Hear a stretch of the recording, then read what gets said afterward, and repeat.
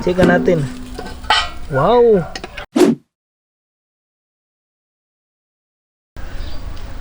Hi mga ka-studio! Today's episode po, magluluto po tayo ng crispy pork belly sa lata. Ayan, mayroon ako dito mga studio, lata, maliit lang to. Subali, ang mayari dito mga studio, mag-experiment lang tayo kung pwede ba to siya gawing ubin, itong lata na to. So mayari dito mga studio, ayan, meron ako ditong strainer, ilagay ko dito sa loob. Ganyan. Tapos ang karne ilalagay ko din dito, ganyan. Pagkatapos tatakpan natin. Yan. So ito yung magiging ubi natin mga ka-studio. So dito pala mayroon akong maliit na belly mga ka-studio. Maliit lang to siya. Kasi nga parang experiment lang yung mangyayari dito. Tingnan natin mga ka-studio kung makakuha pa tayo ng crispy pork belly po gamit itong lata na to. So unang-una po, timplahan natin to. So ito, mayroon siyang layer of meat and fat. Yan dito. Maliit lang kasi kapag malaki hindi na magkasya doon sa lata natin. So unang-una natin na gagawin mga ka-studio, malinis na to at wala nang balhibo ba. So lagyan natin ng mga bangag-bangag, butas. Yan. Mas maganda kung mayroon kayong yung pangbutas talaga ba ng kuan ba. Yan, lagyan natin ng butas. Yan. Tapos dito timplahan natin mga ka-studio. So bago natin timplahan, lagyan natin ng mga hiwa para manuot talaga yung lasa sa loob. Yan. Itong karne lang to, maliit lang pero kasya to mga 2 tao ba nakakain dito. Yan.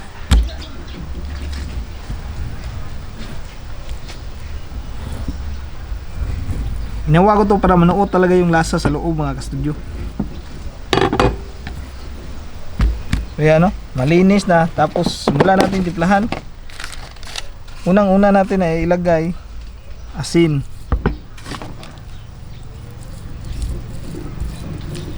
Iduin nyo na ma-coat nyo lahat.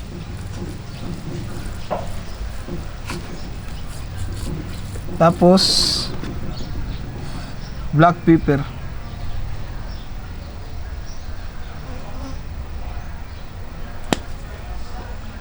Lagay ko na rin yung garlic mga ka-studio. Garlic powder. Meron niya ako ditong onion powder. Magkahi na niya itong kuwana. Mabali. Medyo tumigas yung powder. Uy! Ang dami. Kunin natin ito mga malalaki. Hindi na itong ma-replisan kasi medyo dry na yung kuhan ba. Okay lang yan mga ka-studio. Tapos lagay na ko dito ng cayenne pepper. Nagamit ko ito sa tuwing mayroong barbecue ganyan. Pero konti lang gamitin natin dito. Tapos paprika din konti lang para mapula-pula yung laman ba. Yan. Massage natin dyan sa laman.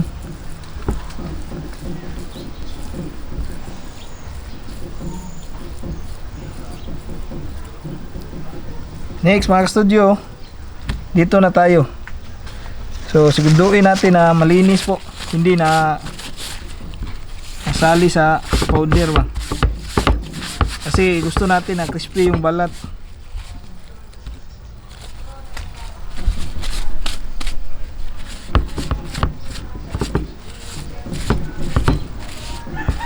Yan.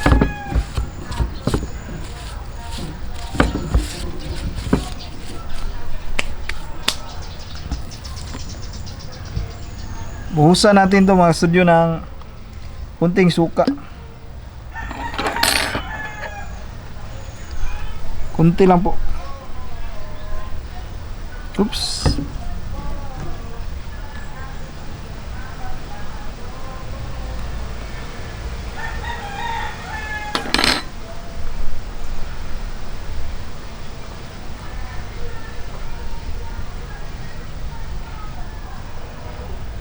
Ayan, so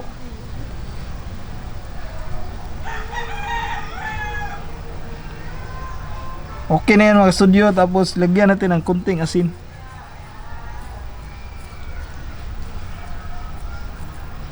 Salang natin mga studio yung ubi natin na DIY. Yan o. Tapos ilalagay natin tong dili natin sa loob.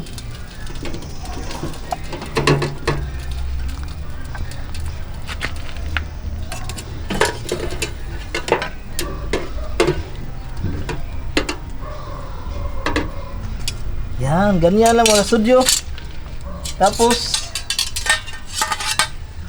tatakpan ko na to. Inay lang kasi mainit. Yan, hayaan natin yan mga studio ng mga 20 to 30 minutes. Tapos check natin kung ano nang nangyari niya sa loob.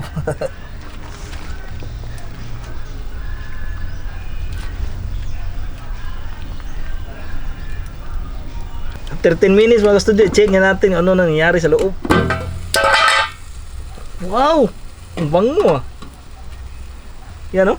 Nagtulo-tulo yung mga juice sa loob. Malayo pa to, wala pa to. Yan o.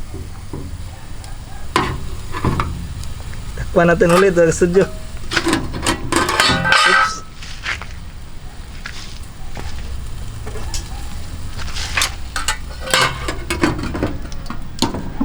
Wow, ang ganda ng lahat natin ah.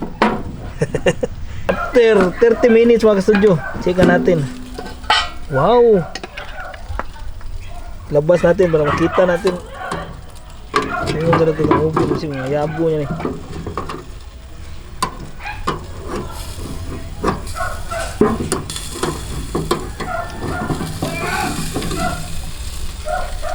Wow, kita nyo yan?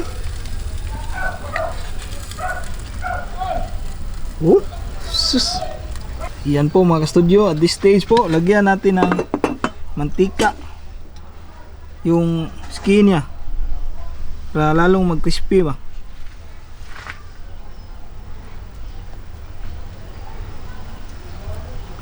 Yan. Tapos ibalik natin loob o ibalik natin ulit sa DIY ubi na lata. Tingnan natin kung maka-crispy ba to siya. Pero so far mga ka-studio, ang ganda ng output natin, no? Diba? Nakita nyo, ang ganda ng pagkaluto. Slowly but surely. Ayan. Balik natin. Sakto.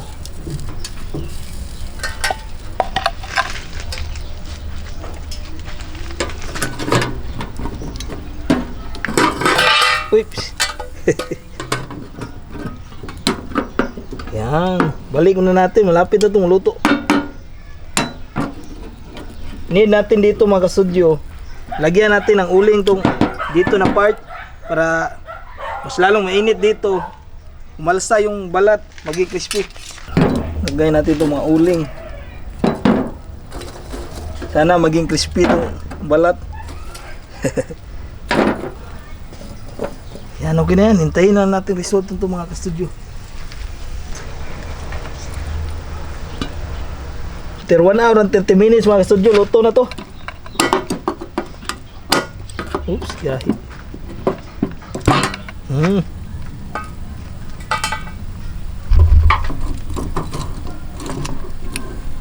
Wow. Okay na.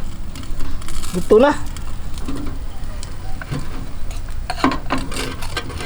Crispy ah.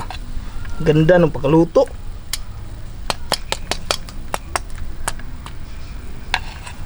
Natin yung bila. Wow. Tamang tama mga ka-studio. Wow, crispy ah.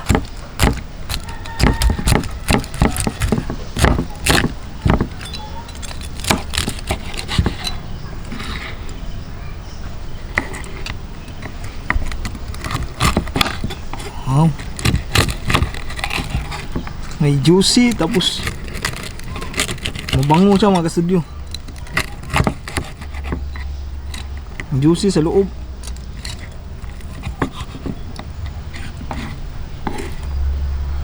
Tikman na natin to isa.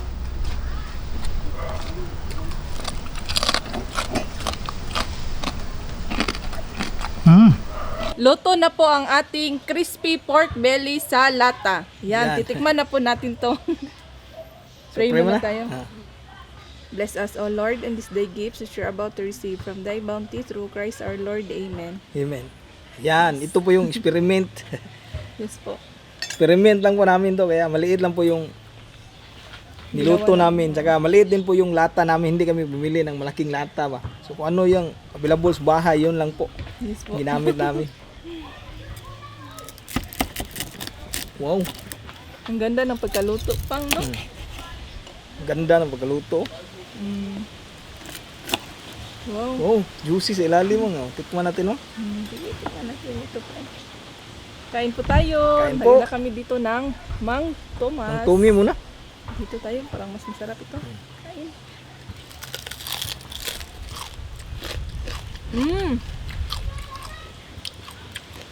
Crispy, malambot na juicy. Ang sarap, no? Sarap ng balat. Medyo napa-over namin yung kayo sa...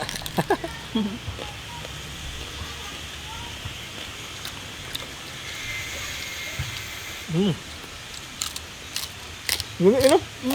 Panalo po, ang sarap.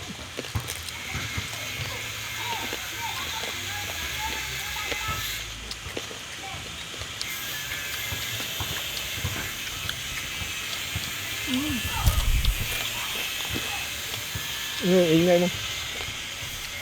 May trabaho sa gilid, no? Pasensya na po. Juicy pang.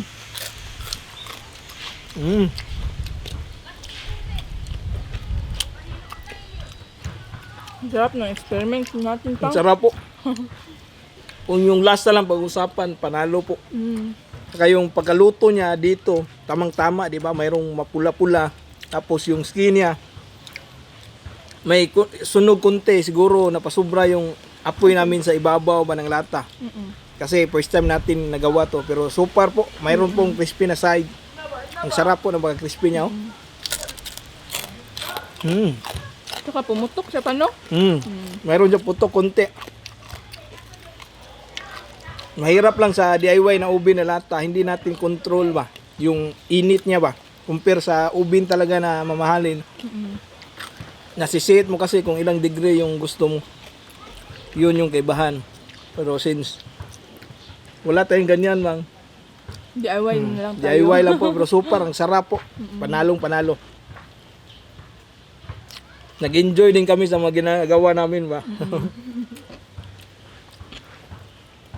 Sak mo na ah. Tikman mo ito, Bin. Bigyan namin si Sak mga ka-studio ah. Kaya ito, pang pamilya na talaga to, ganito kaliit ba. Pagkain ba, good for 3 person, 2 to 3 person. Yes. So, bigyan namin to kay Sax po. Ito na ko. Pumunta si Sax dito mga studio.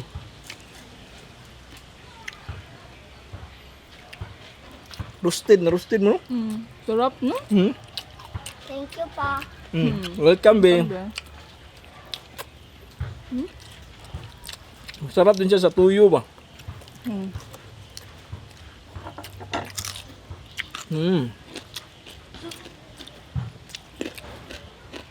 Ang juicy ng loob niya, ma'am. Hati tayo dito, ma'am. Sarap.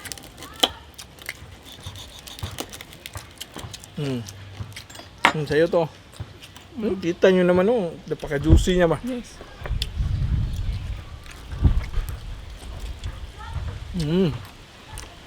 Sarap. Amoy by barbecue.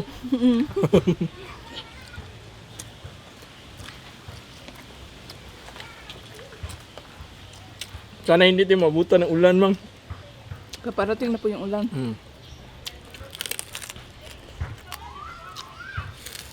Init pa.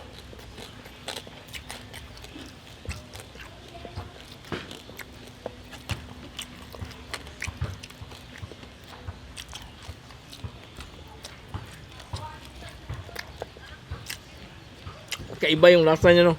The best ba? Parang mamahalin.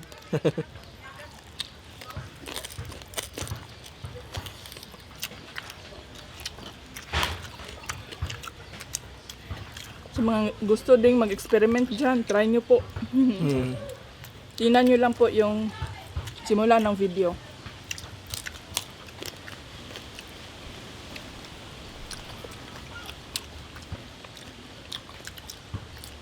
Yung lata na ginamit namin yun yung bigay na biscuit Lata, ni oh. Ma'am King Dimhar. Shout out Shout King out, Dimhar. Mong King. Naubos na kasi yung biskuit. Kaya ginawa na naming ubin. Yes po.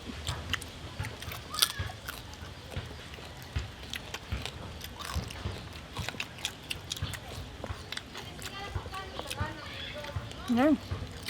Yan. Aside sa balat niya mga studio, yung laman talaga yung napakasarap nito. Di ba mo? Hindi siya sunog, hindi din siya hilaw. Ang sarap po. Mayroong juicy siya. Tapos malasang malasa, noot sa loob. Yung smoky flavor niya nandyan, di ba? Cheers tayo. Tubig po tayo. Cheers.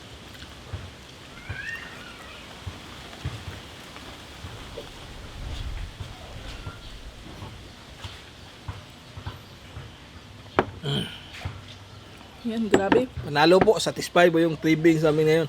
Yes po, at nag-enjoy kami sa ginawa naming DIY oven. Shout out muna tayo. Shout out muna.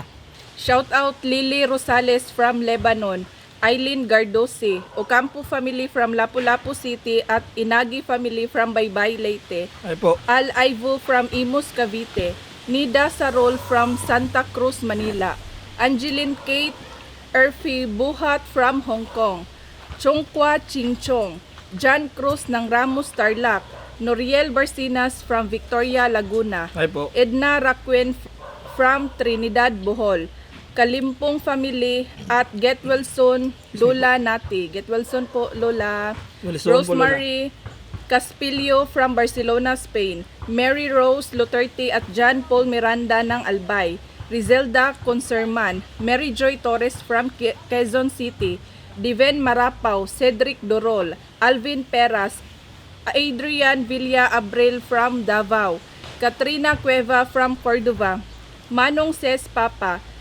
Jean Sibanes Laguna, Curl Jaril Candalia from Bacoor, Cavite, Giselle Ann Labape Nimo, Diane Paler, Curvy Sarmiento from Pampanga, Oragon Bicolana, Kirk Belen, Marlon Orzal, Ludi May Maglangit, Irene Babaw from Marikina, Ginger, Anna Ray, Kingina Moments, Stella Paler, Edgar's Vlog from Cotabato, Steve Laguardia from Iloilo, Yula Pautan, Mary Rose Under at sa anak niya na si Zion Apolio Patricio, Ella Santos, Romel Trinidad at Allen Espanta from Pardo, Cebu. Yan. Yun na po lahat mga kastuyo. Sana po nag-enjoy kayo sa Ginawa namin. ginawa namin na Crispy pork belly sa lata. Ayan, sa lata ng biscuit po. So magpapaalam na kami mga ka-studio. Buti lang po hindi kami nabutan ng ulan. Nakita nyo po, medyo madilim na po dito sa area. Tapos lakas na po ng hangin. Yes. So maraming salamat sa kuano. At yung panahon nag-isama sa atin, hindi pa siya umulan talaga kasi ang init kanina, nagluto kami tapos biglang ulan. Ako nakakatakot yan, makasakit tayo ba. So yun na po mga ka-studio. Bye for now and kita-kits po tayo sa sunod na outdoor cooking at mukbang. Bye bye.